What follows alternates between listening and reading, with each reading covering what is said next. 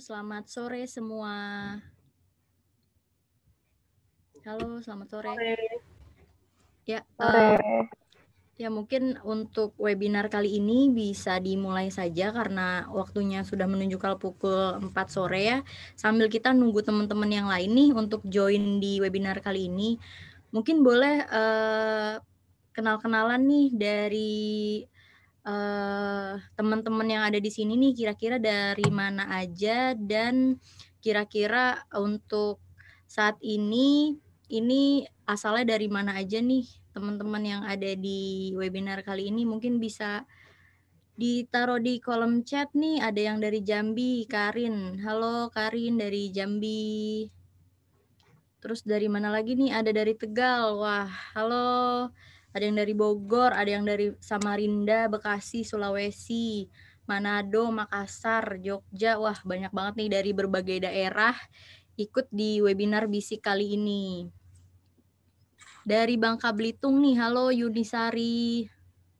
Kemudian juga dari Bandung Barat. Nah, untuk teman-teman yang baru join nih, kita sambil menunggu juga. Mungkin kita sapa-sapa dulu untuk teman-teman yang ada di sini, untuk bisa saling kenalan nih teman-teman semua. Nah, ada yang dari Goa dari mana tuh ya? Kemudian juga ada dari Blitar, Banjaran, Jogja, wah macam-macam nih. Sukabumi, halo. Nah, teman-teman kali ini udah tahu belum kira-kira kita mau membahas apa nih? Pasti teman-teman juga udah tahu dong ya, kira-kira nih untuk webinar kali ini kita ingin membahas mengenai kesehatan mental nih teman-teman. Nah, sebelum kita memulai acara kali ini, mungkin saya memperkenalkan diri dulu ya untuk yang membawa acara di webinar kali ini. Perkenalkan, saya Jani untuk host di acara webinar kali ini yang berjudul Kesehatan Mental gitu teman-teman. Nah, untuk hari ini nih kita akan membahas deteksi dini kesehatan mental. Nah, kan kalau kita tahu nih teman-teman, membahas mengenai kesehatan mental tuh sebagian dari kita mungkin merasa perspektifnya negatif atau mungkin bahkan tabu gitu ya membahas mengenai kesehatan mental ini. Nah, harapannya dengan pemahaman dan juga adanya webinar kali ini nih, kita dapat mengubah pola pikir dari teman-teman sehingga kita dapat solusi terbaik untuk menjaga kesehatan mental kita sehingga dapat bertumbuh kembang secara maksimal, seperti itu. Nah, buat teman-teman nih yang belum tahu sertifikasiku apa sih? Siapa sih nih yang mengadakan webinar Bisik Vol ini yang mengadakan Bisik ini yaitu sertifikasiku. Nah, Bisik ini kepanjangan dari apa sih? Bisik ini yaitu Bincang Asik Sertifikasiku, teman-teman. Nah, buat teman-teman yang belum tahu, sertifikasiku yaitu platform edukasi online yang menyediakan pelatihan, pembelajaran, dan persiapan ujian sertifikasi profesi dengan tujuan meningkatkan kemampuan di berbagai bidang. Seperti itu, teman-teman. Untuk yang ingin lebih tahu nih mengenai sertifikasiku bisa follow Instagramnya di sertifikasiku. Di Instagram jangan lupa di follow. Terus juga dipantengin terus ya teman-teman ya. Nah, balik lagi nih teman-teman untuk topik kita mengenai kesehatan mental nih.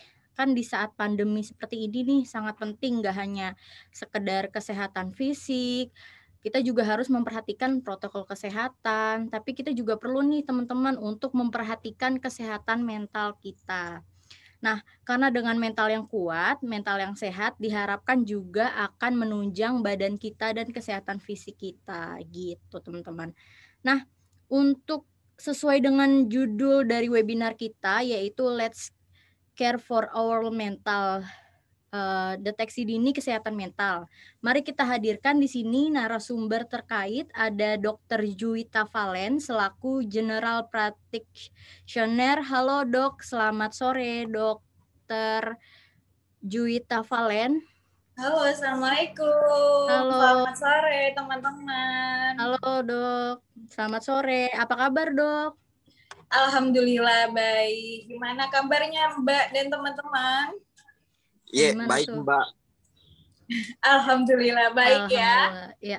baik aja atau di luarnya senyum tetapi hatinya ambar ternyata. Ambiar ya. Ambiar. Nah, mungkin Dok perkenalkan diri untuk supaya lebih akrab nih Dok sama teman-teman dari webinar kali ini. Mungkin Bu Dokter bisa lebih memperkenalkan sekalian sama teman-teman yang udah join nih Dok. Silahkan Dok. Oke, baik. Bismillahirrahmanirrahim. Halo teman-teman, nama saya Dr. Juwita Valen Ramadhania. Teman-teman bisa panggil saya kakak, bisa panggil saya dokter, atau panggil saya kakak dokter, ya udah terserah. Yang penting yang nyamannya teman-teman aja, yang bikin kita deket gimana, sok atuh. Kemudian saya tinggal di Pontianak, saya dokter umum, sekarang sedang internship. Jadi sebenarnya baru lulus teman-teman. Jadi program internship itu wajib dari Kemkes kita sekarang sebutnya. Nah, diperuntukkan bagi dokter-dokter yang baru lulus. Jadi setahun dulu mengabdi pada negara. Jadi kalau lulus sebenarnya jadi dokter nggak langsung bebas. Jadi harus tetap mengabdi dulu lagi, ya gitu ya. Nah, pertama-tama saya pengen ucapkan terima kasih kepada sertifikasiku karena sudah mengajak saya untuk bincang-bincang di sore hari ini. Bincang asik ya. Kemudian terima kasih juga bagi teman-teman yang sudah mau join pada sore hari ini karena sebenarnya mental health ini sangat penting, teman-teman. Kalau menurut teman-teman, alasan teman-teman join hari ini apa aja? Kenapa sih saya pengen ikut webinar atau bincang asik sama sertifikasiku sore ini? Nah, yuk. Apa aja teman-teman alasannya? Boleh chat di fitur chat ya, karena kita sekarang kan bincang-bincang nih, bukan kuliah. Iya, betul Dok. Boleh teman-teman, boleh tulis di kolom chatnya alasannya apa nih? Mau tahu nih Dok gejala-gejalanya dari Karin. Ada lagi nggak yang lain? Insya Allah akan dibahas ya Karin. Ingin tahu tentang kesehatan mental lebih dalam. Oke. Nah, sesuai temanya yaitu deteksi dini. Untuk awalnya saya pengen tanya nih, teman-teman, moodnya hari ini gimana? Apakah senang, sedih, atau bahagia banget, atau sedih banget, atau biasa aja? From Leonardo, Alvin happy, alhamdulillah. Andi, sedih. Danang sedih. Stres, ada yang stres Karin juga nih Dok. berubah-ubah, berubah-ubah. Dalam sehari ini bisa berubah-ubah. Cynthia capek, banyak yang capek ya, padahal hari Jumat nih teman-teman, semangat besok weekend. Oke, nah terus nih kabarnya teman-teman setelah hampir 2 bulan di 2021 gimana? Moodnya di bulan Februari secara general. Ini kan tadi yang barusan ditanya itu hari ini doang, sampai sore doang. Nah, kalau moodnya di bulan ini gimana, general? Levena, roller coaster Dok. Asma, naik turun. Anissa, naik turun. Oke, jadi bergejolak ya naik turun. Kayak angka COVID-19 ya. Tapi cenderung naik terus kalau COVID-19 teman-teman. Oke, baik. Nah, terima kasih teman-teman sudah menjawab pertanyaan sharing-sharing kita di awal ini. Nah, alasan saya mengapa saya tanya mood teman-teman hari ini, mood bulan ini, karena saya pengen teman-teman bisa berhasil langsung aplikatif deteksi dini kesehatan mental teman-teman. Nah, salah satunya dengan tadi. Berarti teman-teman udah berhasil deteksi dini. Oh, ternyata kesehatan mental saya sedang baik-baik saja. Atau ternyata lagi labil nih kesehatan mental saya. Nah, selamat bagi teman-teman sudah masuk di fase awal untuk deteksi dini. Gitu, Mbak. Sok lanjut, Mbak. Oke. Nah, untuk mempersingkat waktu ya, mungkin kita bisa langsung aja nih membahas mengenai inti dari judul webinar kita kali ini. Mungkin teman-teman bisa drop pertanyaan di kolom chat, nanti akan saya bacakan di akhir acara di sesi tanya jawab untuk teman-teman semua ya. Mungkin boleh di drop pertanyaannya dari sekarang untuk di kolom chat, bisa nanti saya tanyakan ke Dokter Juwita ya dok ya. Boleh, boleh, boleh. Nah, mungkin pertanyaan nih yang mewakilkan dari teman-teman semua. Yang pertama nih dok, apa sih dok gejala depresi? Mungkin teman-teman yang sekarang lagi stres, yang sekarang lagi roller coaster, itu sebenarnya gejala-gejala depresi itu seperti apa sih dok? Boleh tahu dan boleh diberitahu juga contoh ya itu seperti apa dan boleh diberitahu juga contoh-contohnya dok? Oke, jadi yang pertama, sebelum kita tahu gejala-gejala depresi itu apa, selayaknya kita tahu nih definisi dari depresi itu apa. Nah, depresi itu sebenarnya adalah gangguan suasana hati atau perasaan, berupa rasa sedih yang sangat mendalam dan rasa tidak peduli yang sudah bertahan atau berlanjut selama 2 minggu. 2 minggu ya teman-temannya, lebih dari 2 minggu, dan mengganggu aktivitas kehidupan sehari-hari teman-teman. Contohnya itu adalah misalnya lagi sedih banget, saking sedihnya itu teman-teman hanya di kamar aja, nggak mau mandi, nggak mau makan. Itu baru bisa dikatakan depresi seperti itu. Jadi selanjutnya dari definisi kita masuk ke gejalanya. Nah, gejalanya itu ada 5 macam ya. Yang pertama adalah gejala emosional. Untuk suara saya jelas nggak ya, Mbak? Atau terputus-putus? Sudah jelas dok. Jelas ya? Sudah. Boleh soalnya dilanjutkan? Di kamera saya agak terputus-putus kedengaran. Oke, yang pertama adalah gejala pada emosional, yaitu berupa rasa sedih, tertekan, tidak semangat, mudah menangis, dan cemas. Itu untuk bagian emosionalnya. Yang kedua itu adalah di bagian kognitifnya. Jadi teman-teman yang sedang depresi ya, yang depresi beneran itu sulit konsentrasi, mudah lupa, terus merasa bersalah. Duh, apakah semuanya salah aku? Kayaknya semua salah aku deh. Terus merasa putus asa, hopeless. Duh, kayaknya nggak ada jalan lagi deh untuk menyelesaikan masalah ini. Aku mau nyerah aja, udah hopeless banget, nggak ada jalan lagi, buntu semuanya udah aku coba, tapi tetap aja nggak ada jalan keluarnya. Kemudian yang terakhir bisa merasa tidak bahagia, tidak berharga. Nah, jadi untuk apa sih aku hidup? Aku tuh nggak ada gunanya di dunia ini, aku nggak ada gunanya buat keluarga aku nggak ada gunanya untuk teman-teman aku, untuk orang-orang sekitar, pokoknya nggak penting banget aku tuh. Nah, begitu ya. Yang ketiga yaitu di bagian sarafnya. Nah, kalau dalam bahasa medisnya disebut vasomotor. Itu ciri-cirinya, gangguannya yaitu bisa tidurnya lama banget. Orang normal tidur 6-8 jam. Kalau orang yang depresi itu bisa tidur selama 10-12 jam atau bahkan lebih di kasur aja. Nggak mau ngapa-ngapain. Terus bisa juga kebalikannya, insomnia, yaitu tidurnya pendek banget, misalnya cuma 2 jam, 3 jam, 4 jam sehari gitu.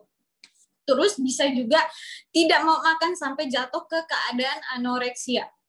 Nggak mau makan sampai kurus banget, sampai jatuh ke underweight.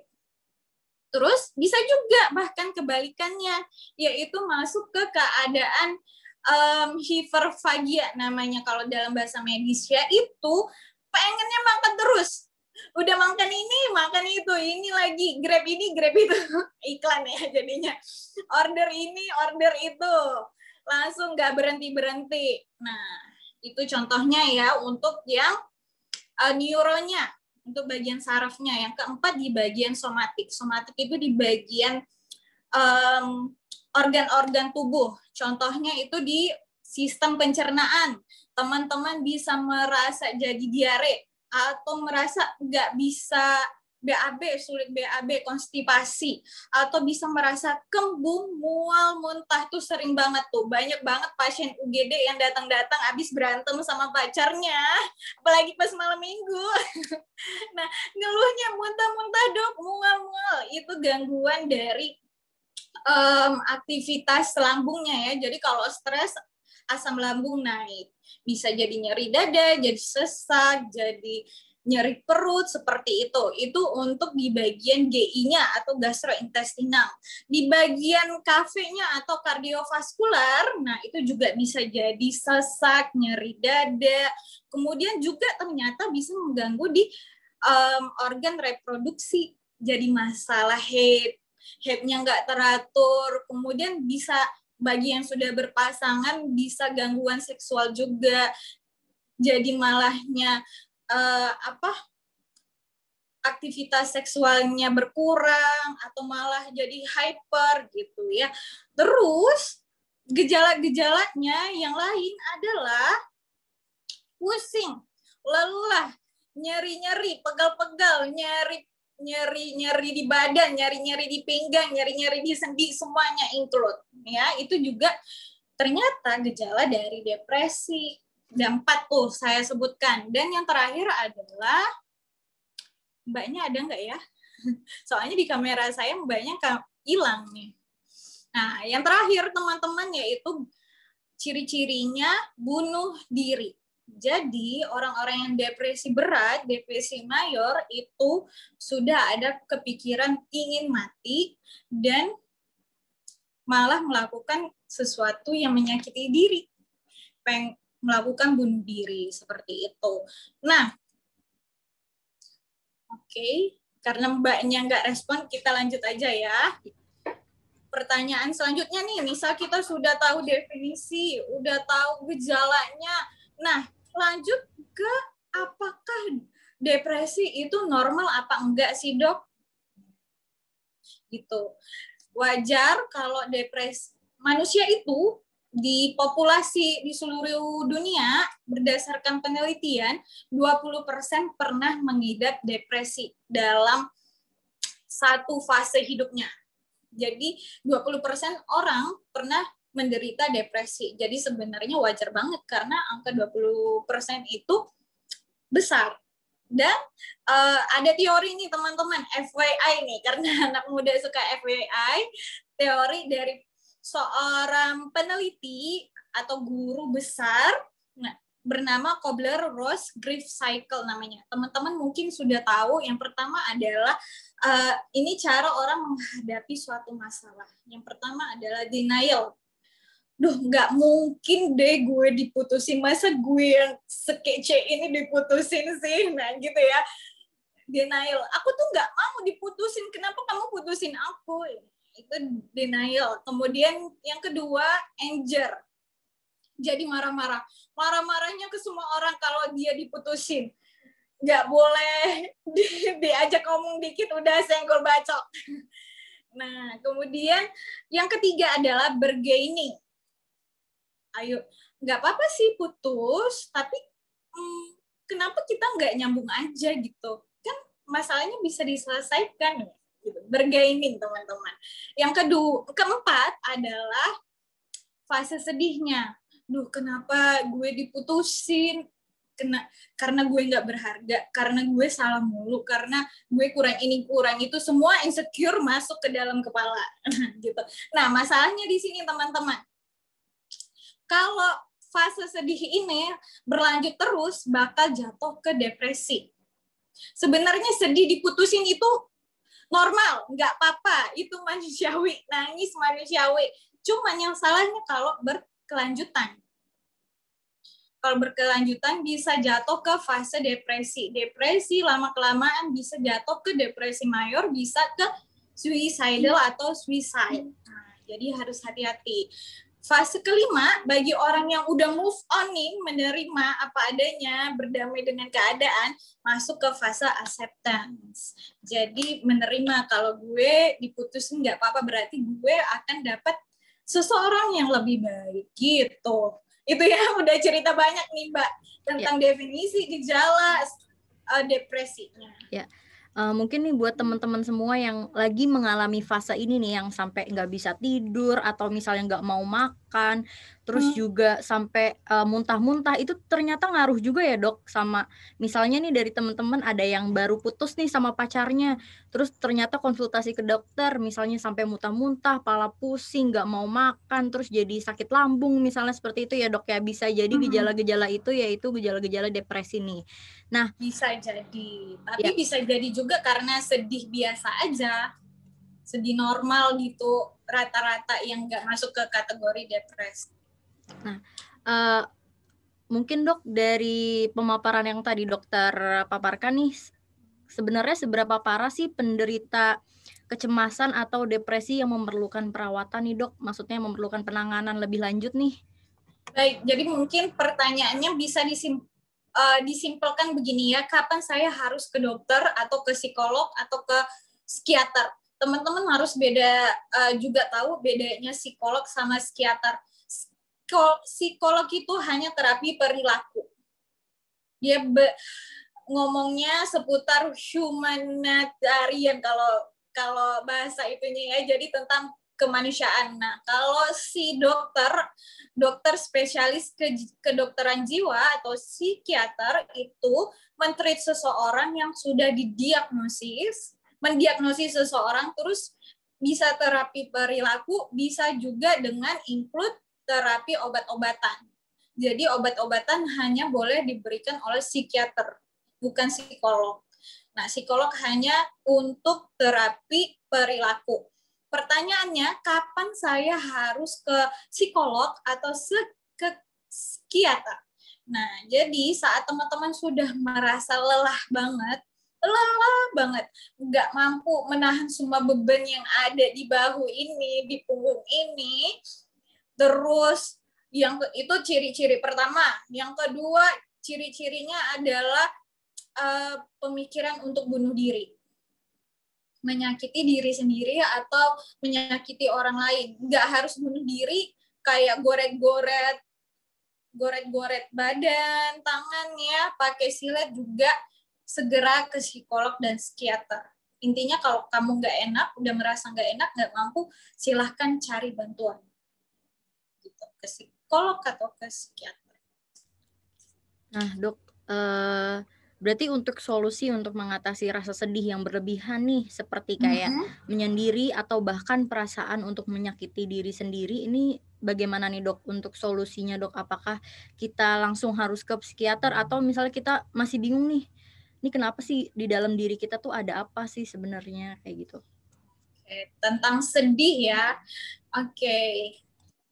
Saya pengen tanya dulu nih, sedih kan berarti banyak suatu mood ya. Mood itu banyak, ada senang, ada kecewa, ada menyesal, ada bahagia. Nah, semua mood ini, kita bicara mood dulu ya, berasal dari mana? Coba teman-teman pikirin dulu, rasanya nih kalau mood sedang sedih atau sedang marah, rasanya di mana?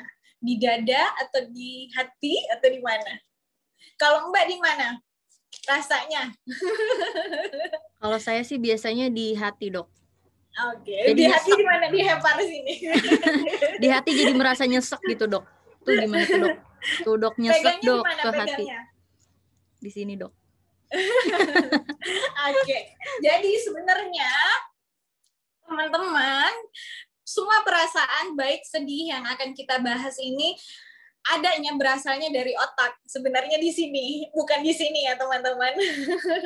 Jadi sebenarnya berasal dari otak. Karena kalau di sini kita pegang di dada, itu adanya jantung, adanya paru-paru, pembuluh darah, nggak ada ini hormon-hormon yang melepaskan perasaan sedih. Semuanya hormon-hormon itu berasal dari otak.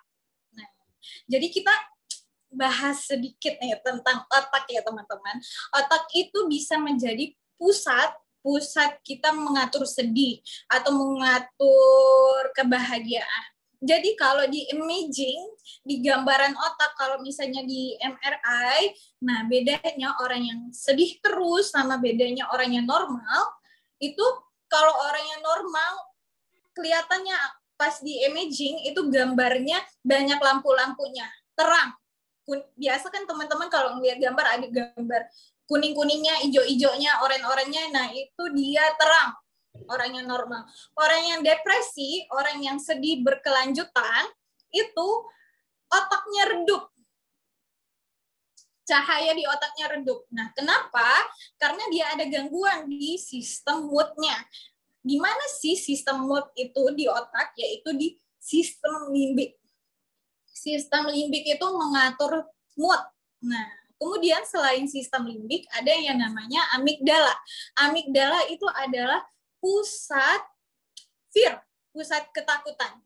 Jadi orang-orang yang depresi ini, orang-orang yang cemas itu akan merasakan takut karena amigdalanya hiperaktif saat depresi. Jadi makanya ciri-cirinya orang depresi ini, aku takut nih mau cerita sama dia. Dia bakal nerima aku nggak?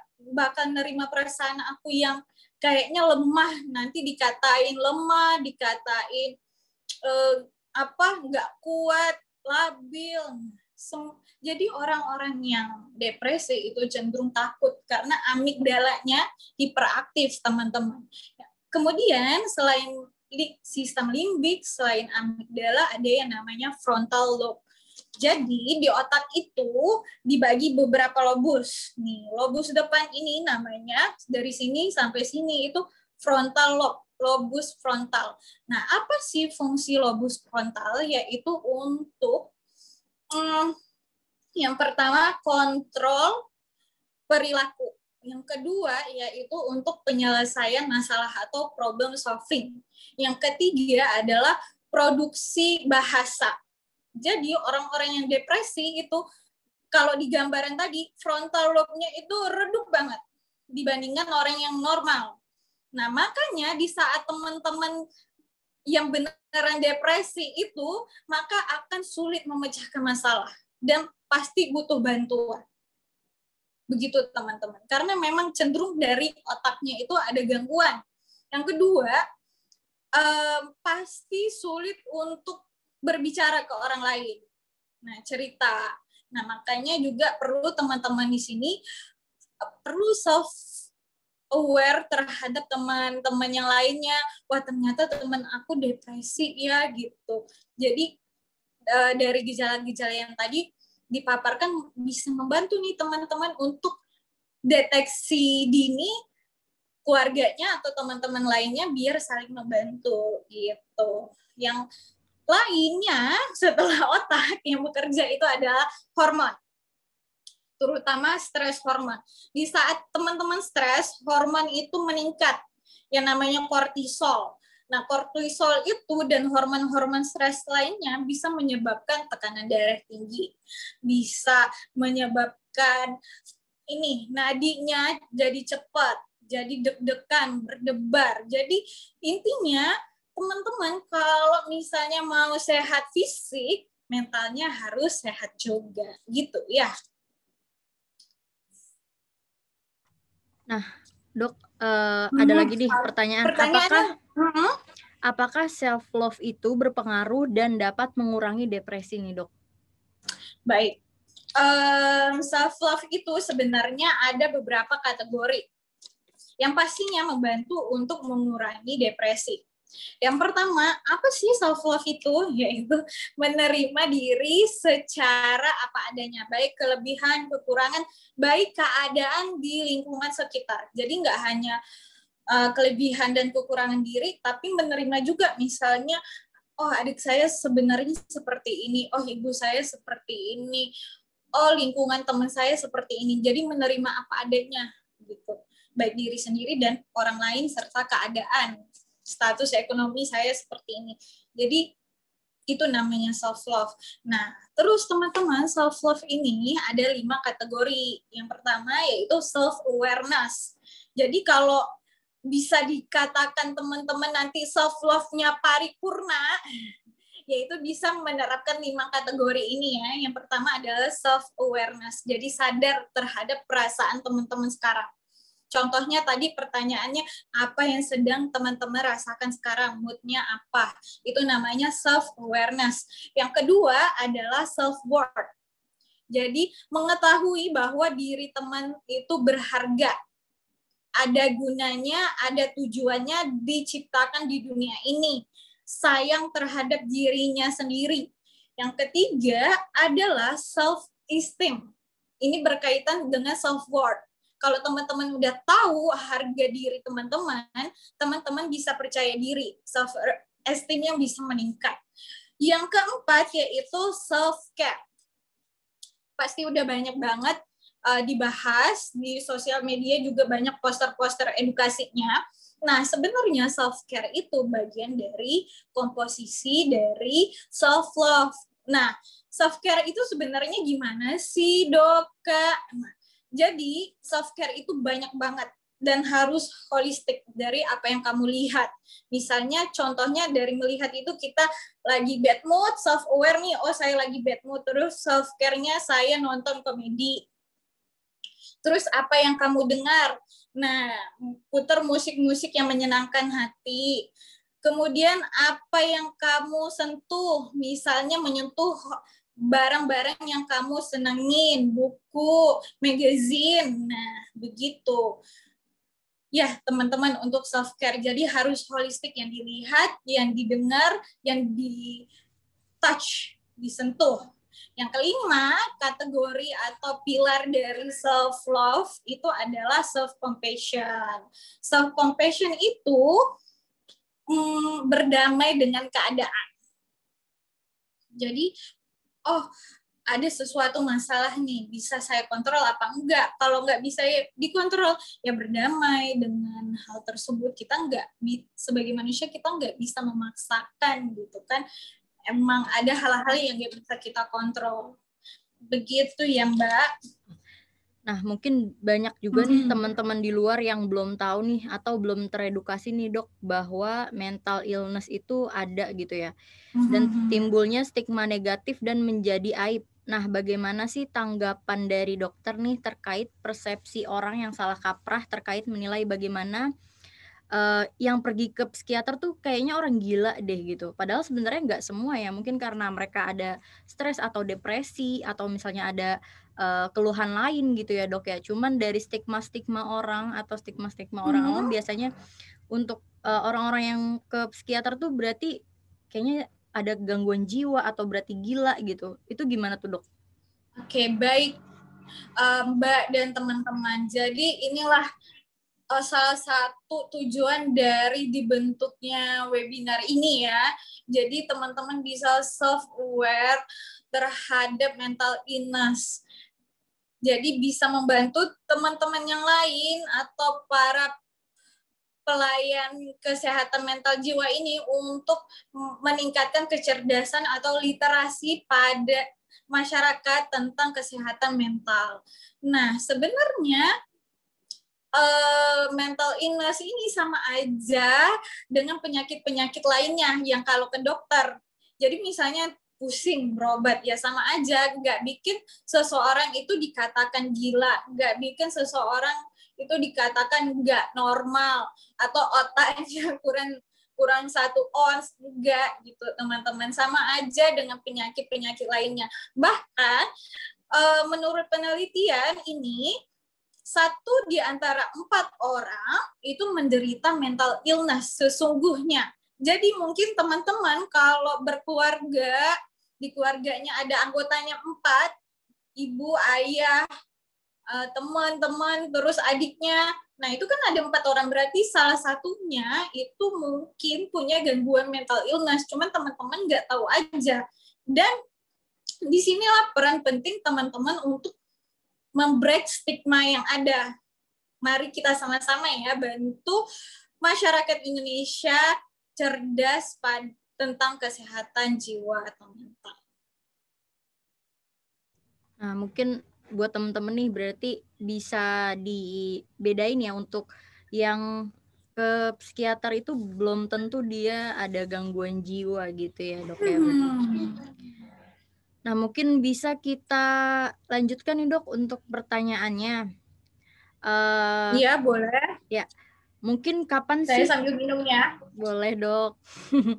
Mungkin kapan sih kita perlu ke psikiater nih? Apakah jika kita mengalami mood swing itu dan sering emosi sudah harus ke psikiater? Mungkin kayak tadi dokter bilang tuh, mungkin kalau lagi nggak mood bisa semuanya orang dimarah-marahin gitu. Itu mesti nggak sih dok langsung kita pergi ke psikiater dok?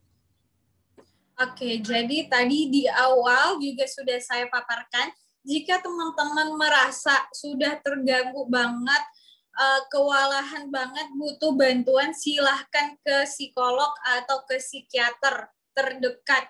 Yang kedua, jika teman-teman kewalahannya ini punya gangguan moodnya itu sampai mengganggu aktivitas sehari-hari, intinya nggak bisa beraktivitas dengan sesuai orang normal, itu kayak misalnya jadi nggak mau mandi, nggak mau kerja, nah silakan ke psikolog dan psikiater. Selanjutnya, yang terakhir adalah jika teman-teman sudah menyakiti diri sendiri atau menyakiti orang lain, berpotensi menyakiti diri sendiri dan orang lain, segera ke psikiater dan ke psikolog karena diri kamu itu berharga.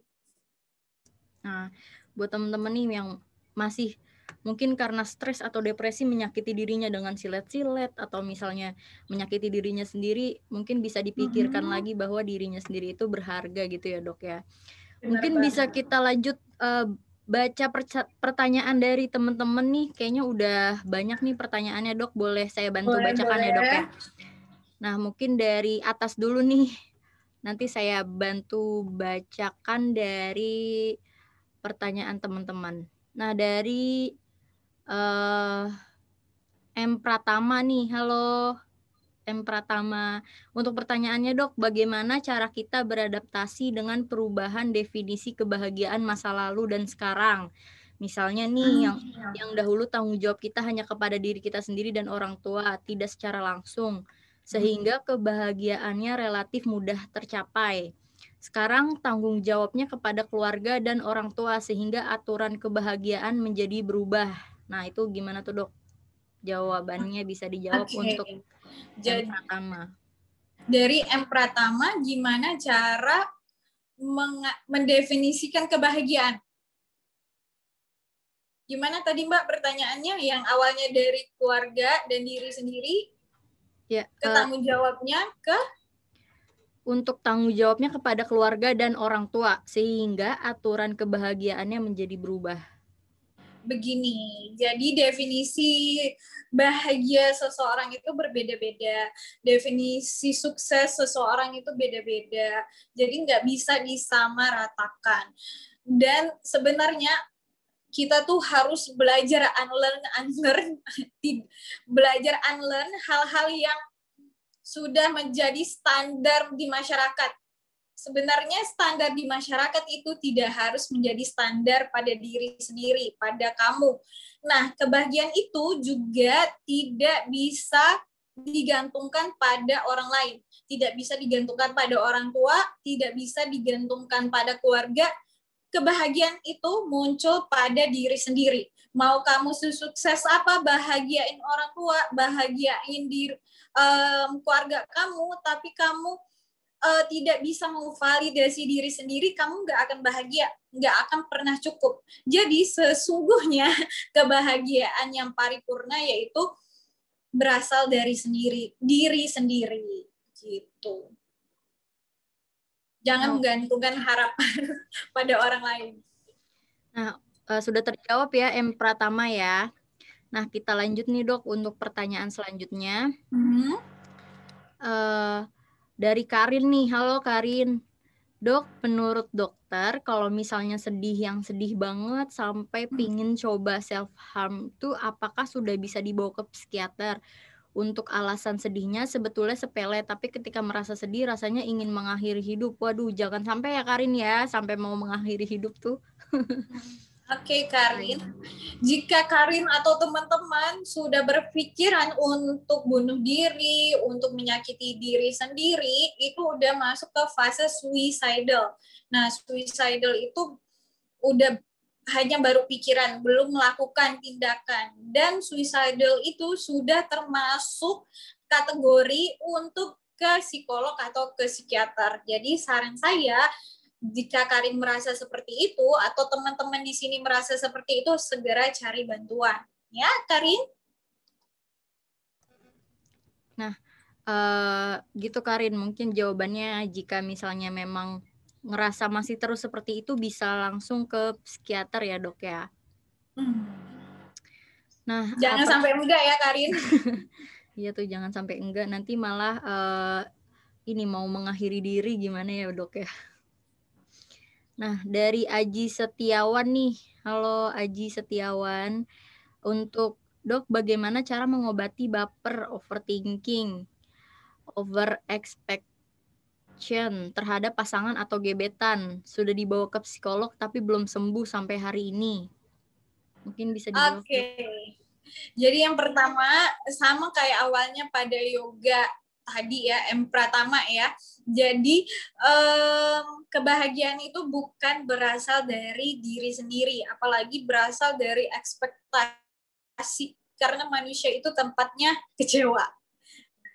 Gitu ya, teman-teman. Jadi semuanya hanya bahkan nanti kalau sudah berpasangan, sudah menikah, kamu nggak bisa berekspektasi kalau saya akan diginiin sama pasangan, saya akan ini itu nggak bisa teman-teman, karena dia pasangan kita juga seseorang gitu, manusia utuh. Jadi ya sama aja sesuai dengan kalau di agama saya ya ada hadis, manusia itu memang tempatnya kecewa. Dia manusia utuh yang punya pikiran, mudah berbolak-balik hatinya. Jadi jangan sampai kita berekspektasi lebih. Nah, gimana caranya nggak ekspektasi lebih? Yaitu dengan pertama, pastikan kalau diri sendiri itu sudah bisa memvalidasi diri sendiri, bukan perlu validasi orang lain. Saya bahagia, saya produktif karena diri saya sendiri. Yang kedua, yaitu mengerti bahwa manusia itu punya pola pikir dan kehidupannya masing-masing. Walaupun dia keluarga, walaupun dia orang tua saya, walaupun dia pasangan saya, dia tetap seseorang manusia utuh yang punya caranya sendiri. Nah, seperti itu. Jadi, intinya berekspektasilah pada orang yang tepat dengan porsi yang tepat di waktu yang tepat. Nah, ini ada pelajaran hidup yang saya pelajari butuh waktu 3 tahun. Karena dulu juga ya saya sering banget berekspektasi sama teman-teman saya. Jadi ujung-ujungnya yang kelelahannya saya sendiri gitu. Teman-teman saya ya nggak peduli juga gitu, karena mereka punya kehidupannya masing-masing.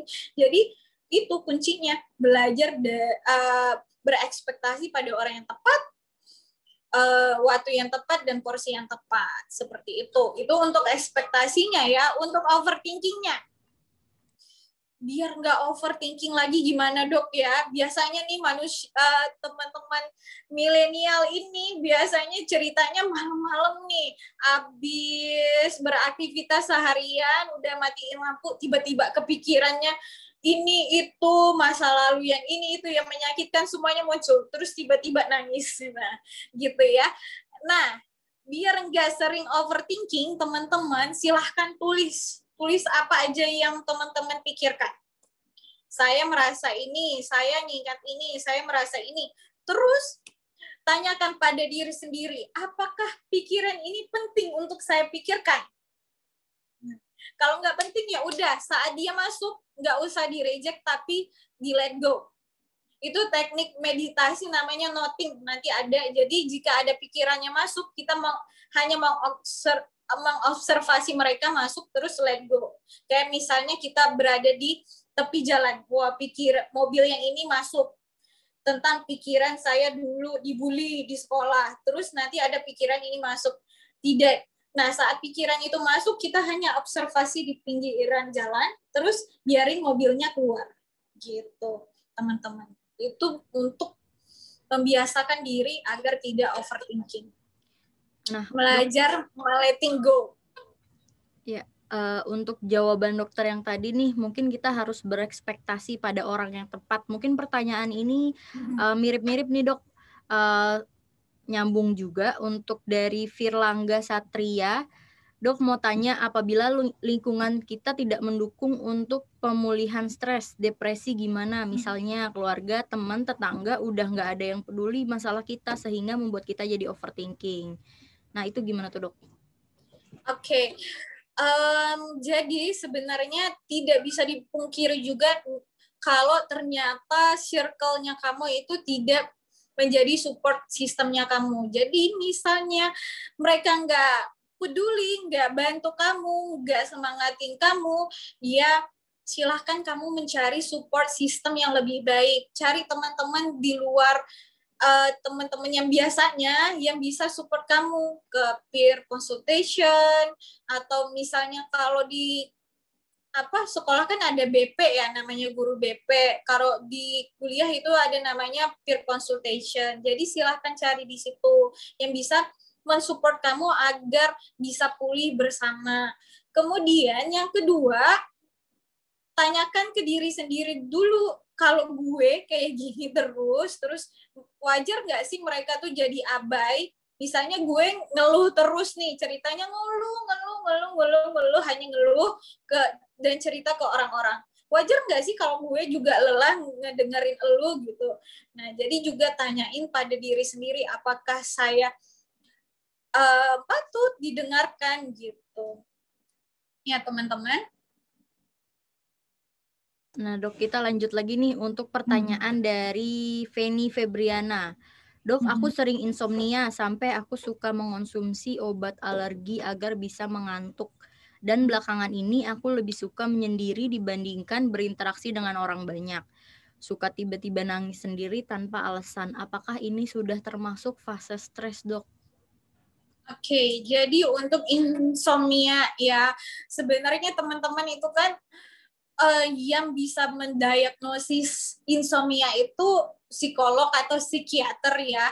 Jadi yang namanya self diagnosis ini juga tricky atau beresiko. Misalnya memang udah ada gangguan jangka panjang, tidak bisa tidur, tidurnya pendek, atau misalnya sering kebangun kalau malam hari, atau sulit untuk inisiasi tidur pada malam hari berkepanjangan selama 6 minggu, 6 bulan, silahkan ke psikiater dan ke psikolog.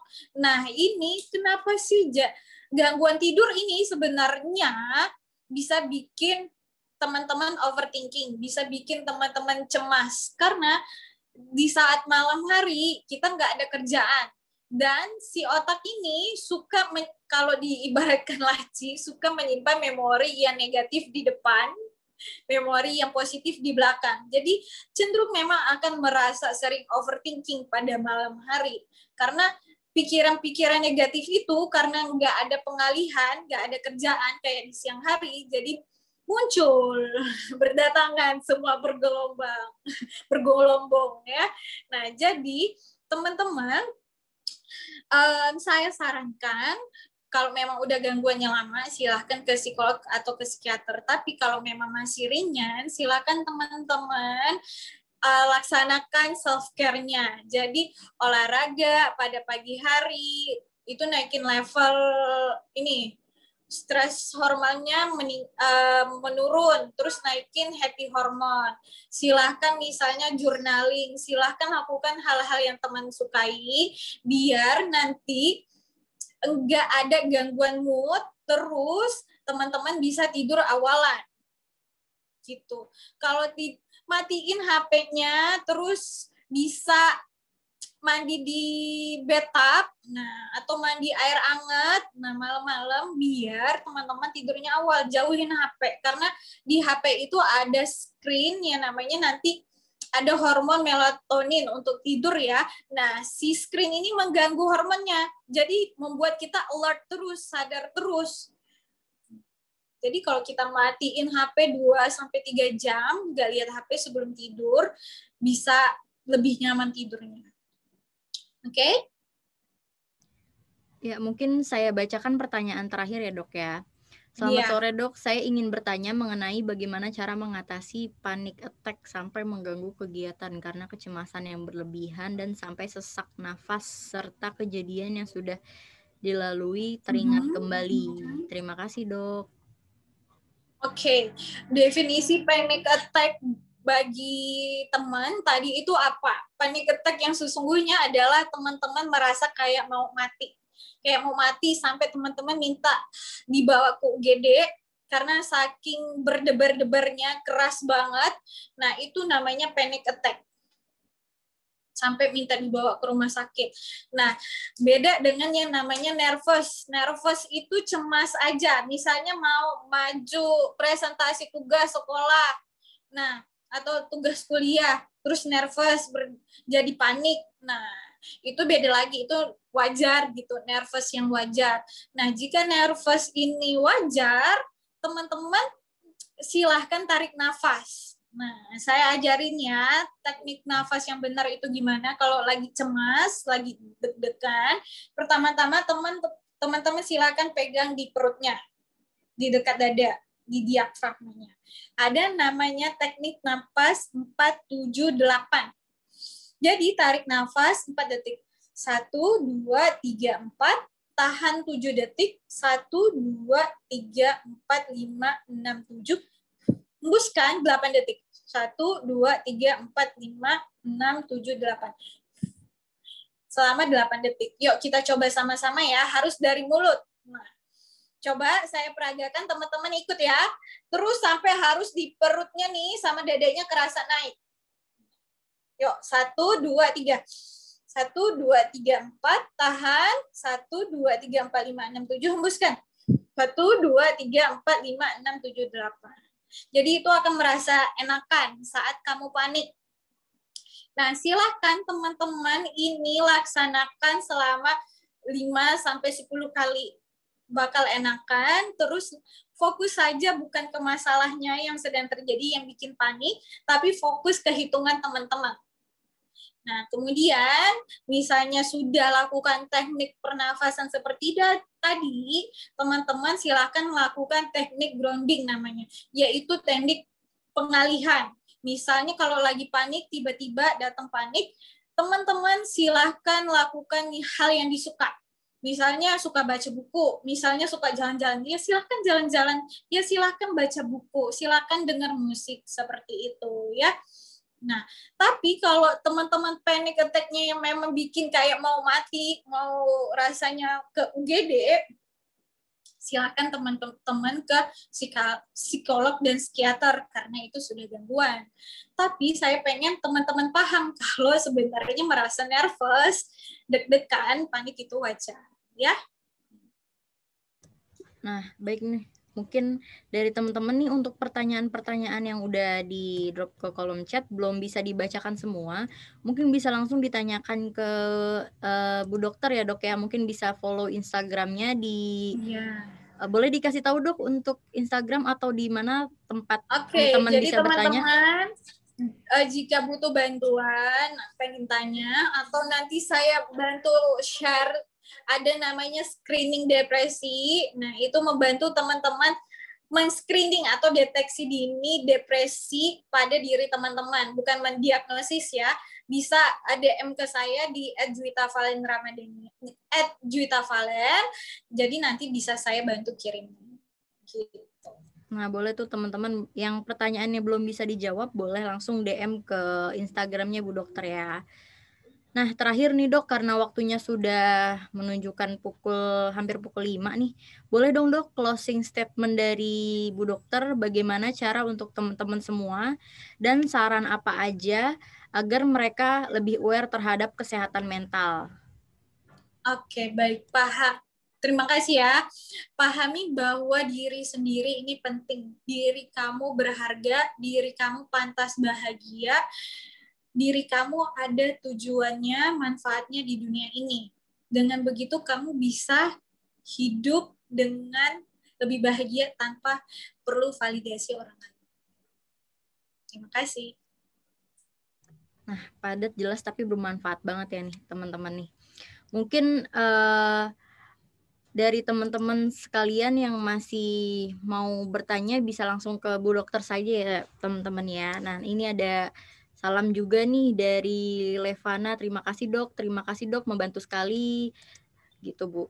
Nah, mungkin juga dari sertifikasi ingin mengucapkan kepada Bu Dokter Juwita nih, terima kasih atas waktunya dan juga sharing-sharing session-nya di webinar BISI kali ini.